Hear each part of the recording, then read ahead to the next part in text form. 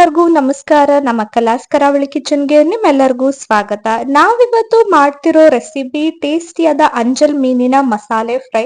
ನೀವೇ ನೋಡ್ತಿದ್ದೀರಾ ಎಷ್ಟು ಟೇಸ್ಟಿಯಾಗಿ ಚೆನ್ನಾಗಿ ಕಾಣಿಸ್ತಿದೆ ಅಂತ. ಇದನ್ನ ಹೇಗೆ ಮಾಡ್ಬೋದು ಅಂತ ನೋಡೋಣ ಬನ್ನಿ.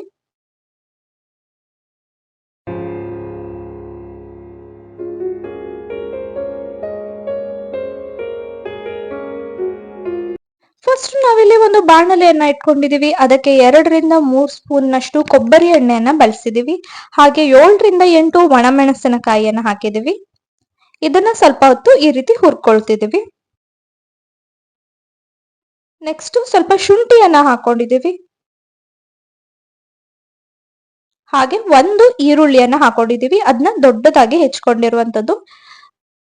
ಹಾಗೆ ಬೆಳ್ಳುಳ್ಳಿಯನ್ನ ಹಾಕೊಂಡಿದೀವಿ. ಬೆಳ್ಳುಳ್ಳಿ ಸ್ವಲ್ಪ ಜಾಸ್ತಿ ಹಾಕೊಳ್ಳಿ. ನಾವಿಲ್ಲಿ 1.5 ಗಡ್ಡೆ ಬೆಳ್ಳುಳ್ಳಿಯನ್ನ ಹಾಕೊಂಡಿದೀವಿ. ಇದನ್ನ ಚೆನ್ನಾಗಿ ಫ್ರೈ ಮಾಡ್ಕೋಬೇಕಾಗತ್ತೆ, ಹಸಿ ವಾಸನೆ ಹೋಗೋ ತನಕ.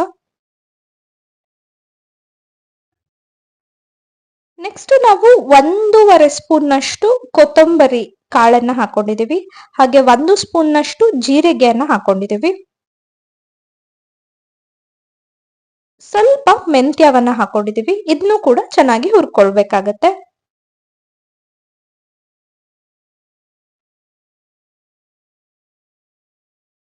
ನೋಡಿ, ಒಂದು 3 ರಿಂದ 4 ನಿಮಿಷ ಹುರಿದ ನಂತರ ಮೆಣಸು ಕೂಡ ಬಣ್ಣ ಬದಲಾಗಿದೆ.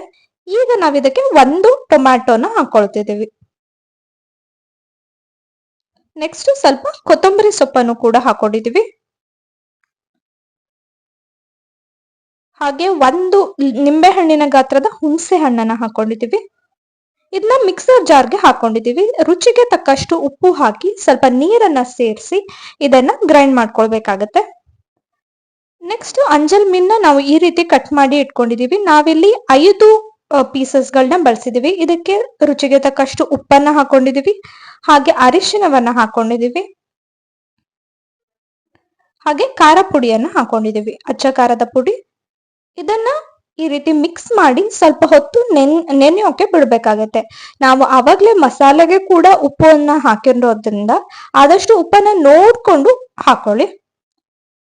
ನೆಕ್ಸ್ಟ್ ನಾವಿಲ್ಲಿ ಅರಿಶಿನ ಎಲೆಯನ್ನ ತಗೊಂಡಿದೀವಿ. ಅರಿಶಿನ ಎಲೆಯಲ್ಲಿ ಈ ಅಂಜಲ್ ಮೀನ್ ಏನಿರುತ್ತೋ ಅದನ್ನ ವ್ರಾಪ್ ಮಾಡ್ತೀವಿ, ಅಂದ್ರೆ ಅದರ ಮೇಲೆ ಅರಿಶಿನ ಎಲೆಯನ್ನ ಹಾಕ್ತೀವಿ. ಫಸ್ಟ್ ನಾವು ಮಸಾಲೆಯನ್ನ ಹಾಕಿ ಇಟ್ಕೊಂಡ್ವಿ ಅರಿಶಿನ ಎಲೆ ಮೇಲೆ.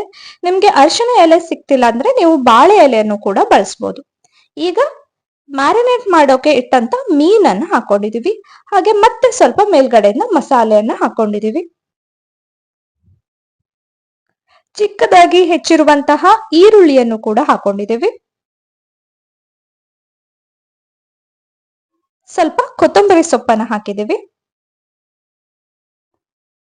ಇದನ್ನ ಈ ರೀತಿ ವ್ರಾಪ್ ಮಾಡ್ಕೋಬೇಕಾಗತ್ತೆ. ನೋಡಿ, ಈ ರೀತಿ ಸುತ್ಕೊಳ್ಬೇಕು.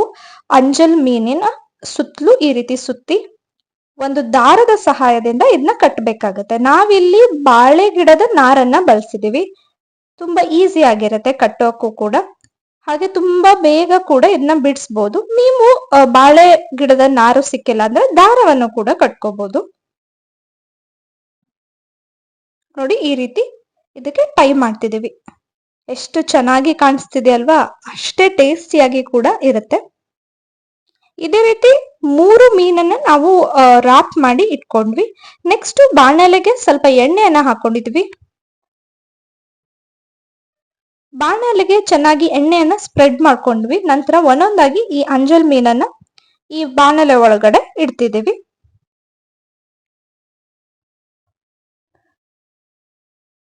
ಒಂದು ಸತಿ 3 ಮೀನು ಚೆನ್ನಾಗಿ ಬೇಯುತ್ತೆ ಅನ್ನೋ ಕಾರಣಕ್ಕೆ ನಾವು 3 ಮೀನನ್ನ ಇದ್ರೊಳಗಡೆ ಇಟ್ಕೊಂಡಿದೀವಿ. ನೆಕ್ಸ್ಟ್ ಎಕ್ಸ್ಟ್ರಾ ಏನು ಮಸಾಲೆ ಇತ್ತು ಅದನ್ನು ಕೂಡ ಮೇಲ್ಗಡೆಯಿಂದ ಮತ್ತೆ ಹಾಕೊಂಡ್ವಿ. ಈಗ 1 ರಿಂದ 2 ಸ್ಪೂನ್ ನಷ್ಟು ಎಣ್ಣೆಯನ್ನು ಮತ್ತೆ ಮೇಲ್ಗಡೆಯಿಂದ ಹಾಕೋಬೇಕಾಗತ್ತೆ. ಇದರಿಂದ ಮೀನು ಚೆನ್ನಾಗಿ ಬೇಯುತ್ತೆ. ಹಾಗೆ ನೀವು ಅರಿಶಿನ ಎಲೆಯನ್ನ ಬಳಸಿರೋದ್ರಿಂದ ಅದು ಒಳ್ಳೆ ಅರೋಮಾನ ಕೊಡುತ್ತೆ. ಹಾಗೆ ಮೀನು ಕೂಡ ಇದನ್ನ ಅಬ್ಸಾರ್ಬ್ ಮಾಡ್ಕೊಳ್ಳುತ್ತೆ. ತುಂಬಾ ಚೆನ್ನಾಗಿರುತ್ತೆ. ನೋಡಿ, ಒಂದೊಂದಾಗಿ ಮೀನ್ನ ಈ ರೀತಿ ತಿರುವಾಕೊಳ್ತಿದೀವಿ. 2 ಕಡೆ ಇದನ್ನ ಚೆನ್ನಾಗಿ ಬೇಯಿಸ್ಕೊಳ್ಬೇಕಾಗತ್ತೆ. 4 ರಿಂದ 5 ನಿಮಿಷ ಬೆಂದ್ರೆ ಸಾಕಾಗತ್ತೆ. ಅಂಜಲ್ ಮೀನು ತುಂಬಾ ಬೇಗ ಬೇಯುತ್ತೆ. ನೋಡಿ, ಈಗ ಇದು ಬೆಂದಿದೆ. ತುಂಬಾ ಚೆನ್ನಾಗಿ ಕಾಣಿಸ್ತಿದೆ, ನೀವೇ ನೋಡ್ತಿದ್ದೀರಾ, ಬಾಯಲ್ಲಿ ನೀರು ಬರೋ ತರ ಇದೆ. ತುಂಬಾ ಟೇಸ್ಟಿಯಾಗಿ ಕೂಡ ಇರುತ್ತೆ. ಅಂಜಲ್ ಮೀನ್ನ ಕಾಮನ್ ಆಗಿ ರವಾ ಫ್ರೈ ಅಥವಾ ಆಯಿಲ್ ಫ್ರೈ ನೀವು ಮಾಡಿರೋದನ್ನ ನೋಡಿರ್ತೀರ. ಈ ರೀತಿ ಮಾಡ್ಕೊಂಡ್ರೆ ತುಂಬಾ ತುಂಬಾ ಟೇಸ್ಟಿ ಆಗಿರುತ್ತೆ, ಹಾಗೆ ತುಂಬಾ ಆಯಿಲ್ ಬಳಸಿರೋ ತರನು ಅನ್ಸಲ್ಲ. ನೋಡಿ, ಇದನ್ನ ನಾವೀಗ ಅನ್ರಾಪ್ ಮಾಡ್ತಿದೀವಿ. ಈಸಿಯಾಗಿ ಈ ರೀತಿ ಬಿಡಿಸ್ಕೊಳ್ಬಹುದು. ನೋಡಿ ಎಷ್ಟು ಟೇಸ್ಟಿಯಾಗಿ ಚೆನ್ನಾಗಿ ಕಾಣಿಸ್ತಿದೆ ಅಂತ. ತುಂಬಾ ಡ್ರೈ ಆಗಿರಲ್ಲ, ಮಸಾಲೆ ತುಂಬಾ ಚೆನ್ನಾಗಿ ಅಬ್ಸಾರ್ಬ್ ಮಾಡ್ಕೊಂಡಿರುತ್ತೆ.